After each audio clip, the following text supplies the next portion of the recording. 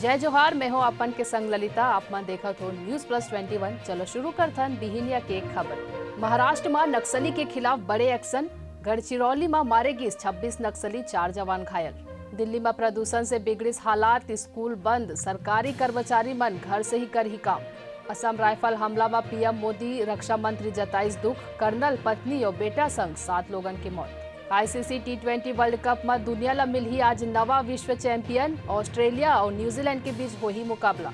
रायपुर में पूर्व केंद्रीय मंत्री के खिलाफ सिविल लाइन थाना पहुंची सांसद और विधायक। सलमान खुर्शीद पर एफआईआर के करिस मांग। पीएम मोदी त्रिपुरा के 1,47,00,000 ले ज्यादा लोगन के लिए प्रधानमंत्री आवास योजना ग्रामीण के पहली किस्त जारी करी। राजस्थान विधानसभा में बाल सत्र हो ही, जेमे लइका मन मुख्यमंत्री, मंत्री, विधायक और विधानसभा अध्यक्ष के भूमिका निभाई। मुंबई ला फेर बम ले दहलाए के मिलिस धमकी। रेलवे स्टेशन के सुरक्षा बढ़ाई गई। अवैध क्रिप्टो एक्सचेंज टेरर फंडिंग पर पीएम मोदी हा पूछिस, एला कैसे रोके जाए।